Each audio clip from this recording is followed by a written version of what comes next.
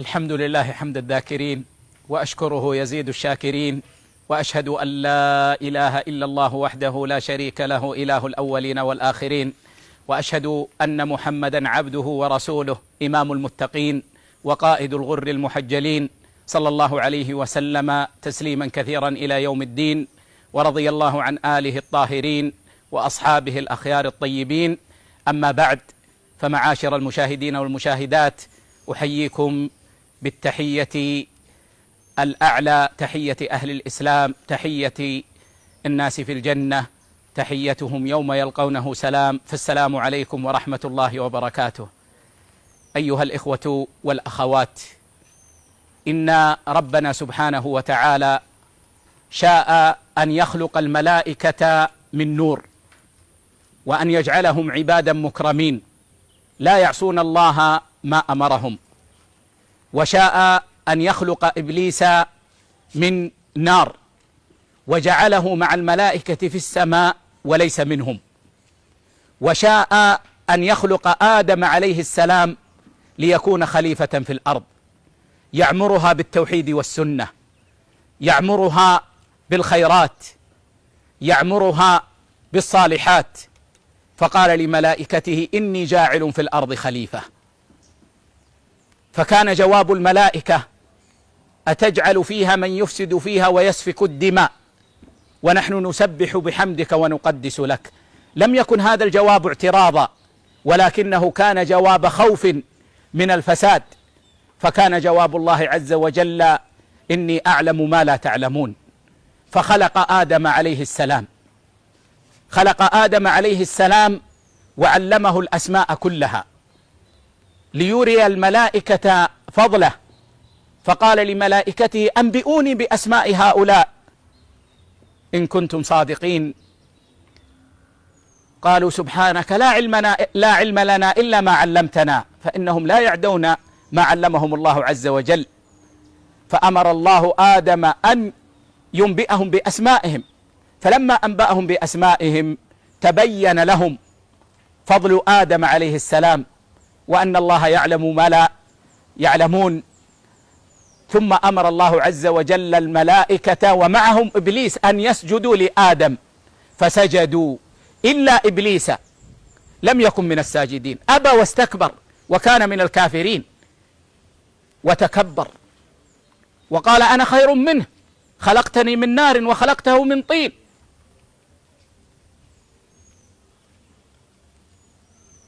فأمر الله عز وجل إبليس بأن يهبط وأن يخرج،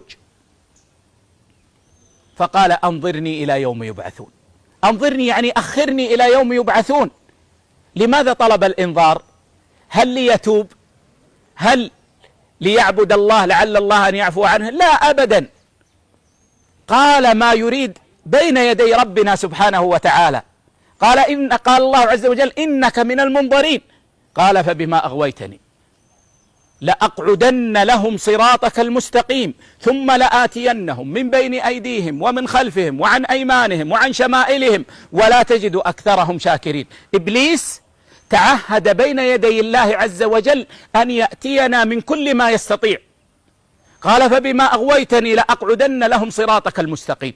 صراط الله المستقيم هو الذي بينه الأنبياء، وخير بيان وأكمله هو بيان محمد بن عبد الله صلى الله عليه وسلم، الذي أكمل الله عز وجل له الدين وأتم به وعليه النعمة. اليوم أكملت لكم دينكم وأتممت عليكم نعمتي ورضيت لكم الإسلام دينا. قال: فبما أغويتني لأقعدن لهم صراطك المستقيم ثم لآتينهم من بين أيديهم ومن خلفهم وعن أيمانهم وعن شمائلهم، يعني آتيهم من كل ما أستطيع بطرق متنوعة ولا تجد أكثرهم شاكرين.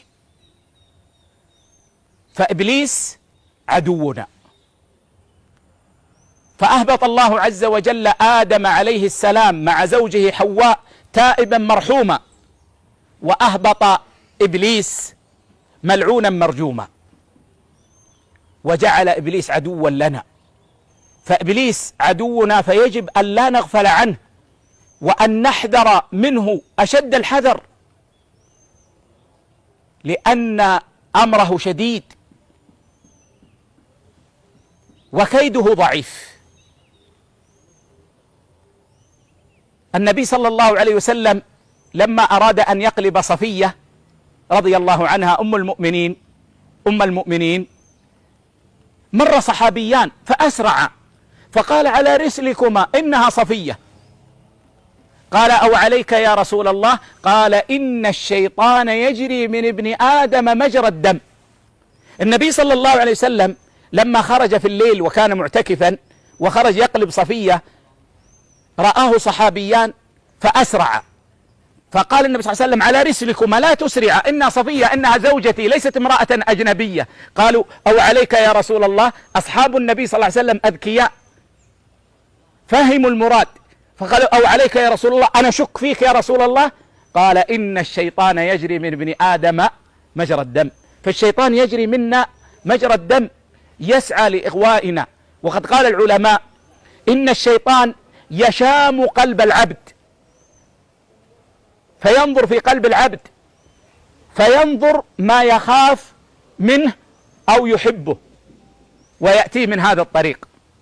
فإذا رأى في الإنسان ميلا إلى التدين ونحو ذلك حاول أن يأخذه إلى التشدد فيكون خارجا عن الصراط المستقيم بالغلو. والنبي صلى الله عليه وسلم قال: إياكم والغلو. بالغلو كأن يكون من الخوارج الذين لهم قرن في هذا الزمان يقال له داعش، وكلما ظهر لهم قرن قطع، أو يكون من القدرية، أو يكون من نفاة الصفات، أو يكون من المبتدعة أو غير ذلك. وإن وجد في قلب العبد ميلا إلى الشهوات وحبا لها رغبه في الشهوات حتى يوقعه في المعاصي. بل ذكر أهل العلم شيئا عجيبا، ذكروا أن الشيطان من مكره بالإنسان المسلم قد يدله على الخير إذا علم أنه سيوقعه في الشر بسبب هذا، أو أنه سيفوته خير أعظم. فإذا علم أن الإنسان إذا قام في الليل يصلي سينام عن صلاة الفجر يحاول أن يشجعه على قيام الليل، لأن قيام الليل نافلة، وفوات صلاة الفجر في وقتها معصية، فيحاول أن يشجعه على قيام الليل من أجل أن ينام عن صلاة الفجر.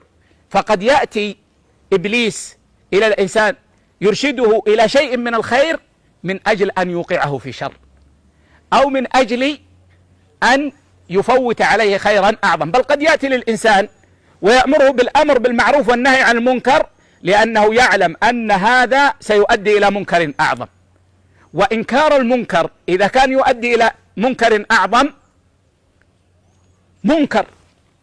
ولذلك ذكر عن شيخ الإسلام ابن تيمية رحمه الله أنه مر بقوم من التتار يشربون الخمر، فأنكر بعض أصحابه عليهم شرب الخمر، فأنكر عليه شيخ الإسلام ابن تيمية أن ينكر عليهم، كأنه قال: دعهم.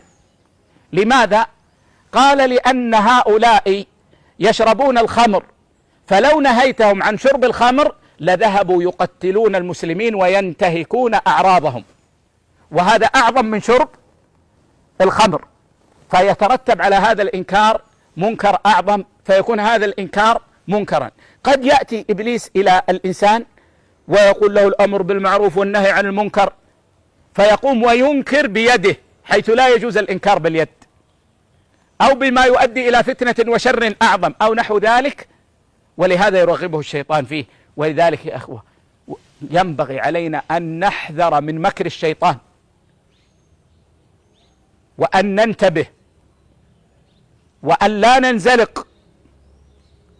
وإذا زلت القدم فعلينا أن نكون من التوابين الأوابين، وأن نرجع إلى الله عز وجل. والله يفرح بتوبة العبد، الله يفرح بتوبة العبد إذا تاب وأناب إلى الله عز وجل ورجع إلى الله سبحانه وتعالى، ويبدل سيئاته حسنات، يبدل سيئاته حسنات. جاء في الحديث أن الله عز وجل يقول يوم القيامة لملائكته اعرضوا على عبدي سيئاته وله كبائر، فتعرض عليه الملائكة الصغائر فيخاف من الكبائر أن تعرض عليه، وكلما عرضت عليه الصغائر أقر بها وهو وجل من الكبائر، حتى إذا عرضت عليه سيئاته الصغائر قال الله اجعلوا له مكان كل سيئة حسنة.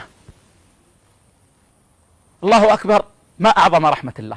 اجعلوا له مكان كل سيئة حسنة.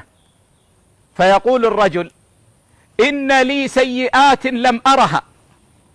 كان في الأول يخاف أن تعرض ويسكت عنها ويقر بالصغائر، فلما رأى كرم الله وأن الله عز وجل جعل له مكان كل سيئة حسنة قال إن لي سيئات لم أرها، يعني الكبائر، رجاء أن يجعل له مكانها حسنات. وهذا من كرم الله على العبد الذي يقبل على الله.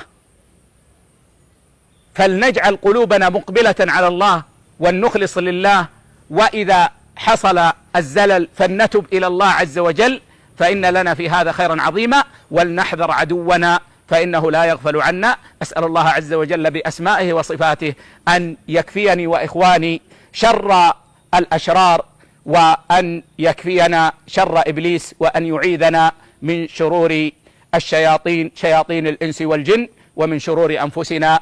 والله تعالى أعلى وأعلم، وصلى الله على نبينا وسلم.